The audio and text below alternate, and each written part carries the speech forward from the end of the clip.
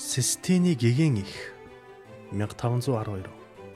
Систины гэгэн их бол эртний Италийн уран зургийн сүүлийн үеийн тод төлөөлөгч, сэргэн мандалтын сууд зураач Рафаэлийн 1512 он зурсан гайхамшигт бүтээл юм. Уг зураг нь Христийн шашны утга агуулгатай хідээч урлаг, философи, сэтгэл зүй, бэлэгдлийн хувьд өргөн хүрээтэй гүн гүнзгий агуулгатай бүтээл хэмээгддэг. Түүхэн нөхцөл. Энэхүү бүтээл нь Пап Лам 2 дугаар Юлигийн өсөлтөөр Систины сүмийн тахилын ширээний дээгүүр байрлуулах зорилттойгоор захиалагдсан байдаг. Зургийг зурсан үе бол Рафаэлийн уран бүтээлийн оргил үе бөгөөд тэрээр Ром хотноо Папын ордонд албан ёсоор уран зургийн мэргэжилтнээр ажиллаж байсан юм.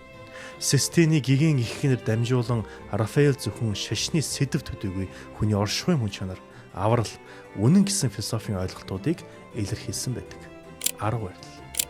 Зургийг модон хавтан дээр тосон будгаар зурсан.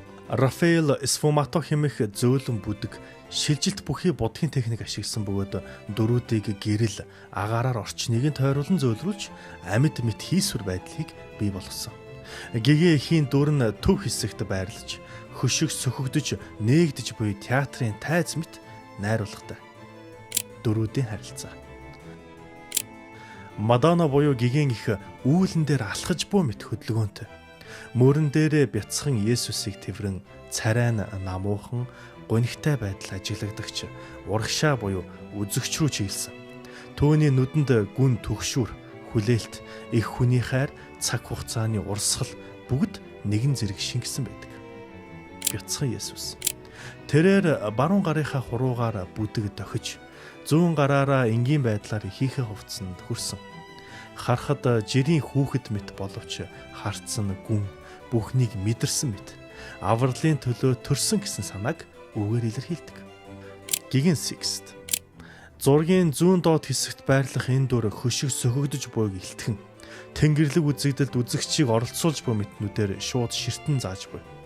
Түүний царайнд нээлттэй байдал, итгэл үнэмшил, гайхшрал зэрэг хослон харагддаг. Гэгэн Варвара. Баруун доод талд намлаг байдлаар толгой гудаалгаж, царайн дөлгөөн анхаарал төвлөрсөн. Хажууд нь байрлах сэнтийн хөл, үүлэн суурь нь энэ бүхэн зөвхөн газар дээр өрнөөгүй, тэнгэрийн оршихуйд буу мэт мэдрэмжийг төрүүлдэг. Хоёр сахиусан тэнгэр. Доод талд хоёр гараа түшиж, дээшээ ширтэн суусан эдгээр дөрүүд нь хамгийн их танигдсан олон соёлын бэлэгдэл ус хэсэг. Тэдний илэрхийлэл бол хүүхдийн гинэн хайр, хүний сэтгэлийн цэвэр ариун орон зай. Арын дүрснүүд. Зургийг тун ойроос ажиглбал мөн ч сонирхол татах эдгээр нүүрнүүд нь тэнгэрийн орон зайг эзлэх сүнслэг оршихуй буюу дагалданбуу сахиулсан сэтгэлүүдийн дүрслэл гэж үздэг. Рафаэл ердийн үүлэн дунд биш, амьд тэнгэрийн оршихуй дунд гэгэн их болон бяцхан Есүсийг байрлуулсан нь энэ зурган дээр бурханлаг орчны мэдрэмжийг улам гүнзгий болгож өгдөг.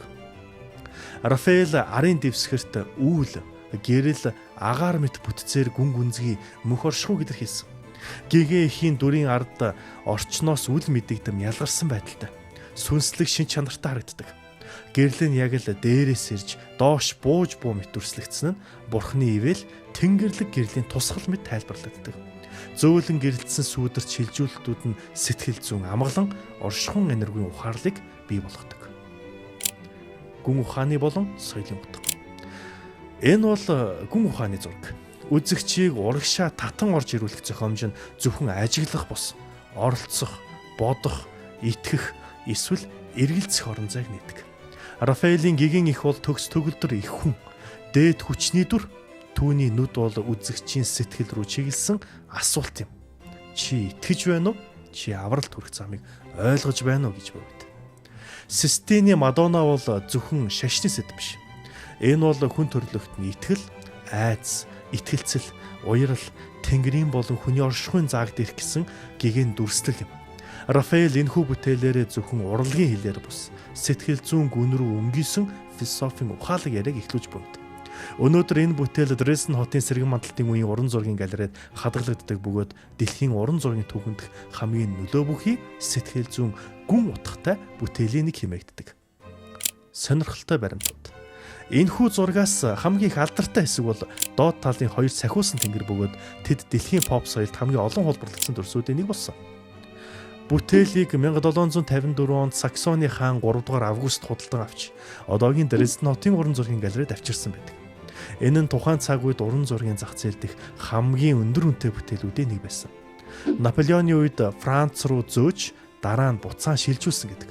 Фёдор Достоевский, Фридрих Ницше, Рильке зэрэг сэтгэл судлал уран зохиолын сэтгэгчид уг зургийг хүний итгэлийн туйл гүн ухааны дүрслэлийн оргил хэмээн үнэлсэн байдаг. Рафаэл Санти өрн дахины урлагийн түүхэнд тунгалаг өнгө төгс зохиомжийн бэлэг тэмдэг болсон нэгэн. 1483 онд Италийн Урбино хотод уран зургийн удамтай гэр бүл төрсэн хүү эртнээс уран зургийн авьяасаа харуулж байсан. Ердөө 11 настай дан аавыгаа алдсан ч түүний зам урагш үргэлжилсээр байсан. Рафаэл хожимо Перужино хэмээх алдарт зураачийн урландор шаварж зөөлөн өнгө уран барилыг төгөлдөр эзэмшсэн. Тэрээр тун залуудаа уран зургаараа алдартай болж Флоренц, Ром зэрэг Италийн соёлын төвүүдэд урлагийн элит хүрээний нэгэн гишүүн болсон юм. 1508 онд Пап 10 дугаар Лев түүнийг Ватиканд төрж станцын танхимыг чимэх томоохон захиалга өгсөн нь түүний уран бүтээлийн оргил байлаа. Рафаэл тухайн цаг үеийн шашин, гүн ухаан, шинжлэх ухааны үзэл санааг төгс зохицуулсан уран зургаар илэрхийлж чадсан нь түүнийг бусдаас онцгойруулсан. Тэр даруухан зохицолтой ертөнцийг бүтээгч байсан. Хизээч анхаарал булаахыг хүсдэггүй ч урлаг өөрөө түүнийг анхааралд авчирсан байдаг. Рафаэл ердөө 37 наснда нас барсан ч түүний уран бүтээлүүд өнөө хүртэл амьд мэт гэгээ цацруулсаар байна.